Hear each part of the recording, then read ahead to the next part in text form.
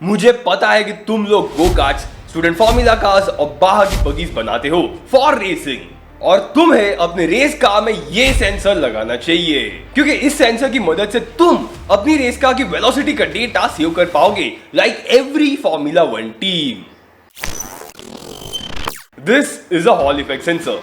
Hall effect sensor magnetic field को detect करेंगे।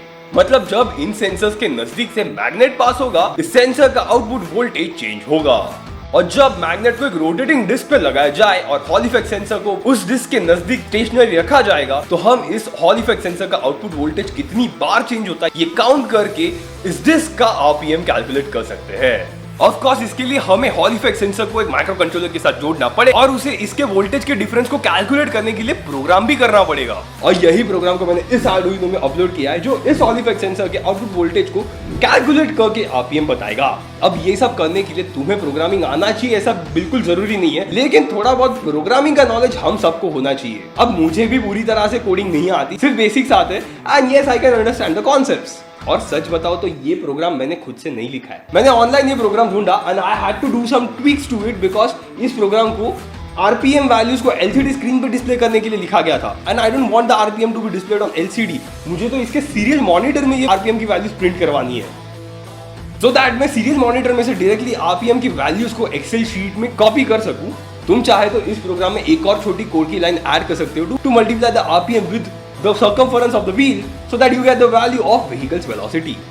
ये बुक पढ़ के तो तुम्हें ये जरूर समझ आ गया होगा कि ऐसे डेटा एक्विजिशन सिस्टम का हमारे गाड़ियों में कितना इंपॉर्टेंस है। भले हम ऑटोमोबाइल इंजीनियर्स ऐसे सिस्टम इजीली प्रोग्राम नहीं कर पाएंगे, लेकिन इन सिस्टम्स को गाड़ी के ड्राइव एक्सेल पे तो हमने ही माउंट करना है, और हाँ, लगाने के बाद इसे वैलिडेट करना भूलना मत। लेकिन ये सारा डेटा हमें क्यों चाहिए? सो दैट जो रेस में तुमने पार्टिसिपेट किया है उसके ट्रैक का ड्राइव साइकिल तुम बना सकते हो। अब ये बात अलग है कि हमारे यहाँ पे जो स्टूडेंट रेसिंग कॉम्पिटिशंस ऑर्गेनाइज होती है वो इतनी भी कॉम्पिटिटिव नहीं होती कि हम इस वेलोसिटी के डेटा के बेसिस पे ड्राइवर को कांटेक्ट करके बोलेंगे कि अरे भाई उस कॉर्नर पे लेट ब्रेक मार, लैप टाइम इंप्रूव होगा। नहीं, हम ऐसा तो बिल्कुल नहीं करने वाले। लेकिन इसी ड्राइव साइकिल को यूज करके तुम अपनी अगली रेस कार की पावर ट्रेन के डिजाइन को और भी ऑप्टिमाइज कर सकते हो, specifically if you are building an electric race car. इस वेलोसिटी के डेटा के बेसिस पे तुम इसका एक्सीलरेशन भी काउंट कर सकते हो, which will allow you to calculate how much load transfer will occur and how much the suspension will travel। लेकिन वेलोसिटी के बेसिस पे सिर्फ लॉन्गिट्यूडनल एक्सीलरेशन मिलेगा, लेकिन गाड़ियों में तो लैटरल एक्सीलरेशन भी होता है, और उसकी वजह से लैटरल लोड ट्रांसफर भी होगा। तो ये लैटरल और लॉन्गिट्यूडनल एक्सीलरेशन दोनों ही निकालने के लिए तुम्हें एक्सीलरोमीटर यूज करना पड़ेगा अलॉन्ग विद आर्डुइनो, जिसके बारे में तुम ये वीडियो देखकर सीख लो। And I will see you guys on next Thursday at 7:30 PM।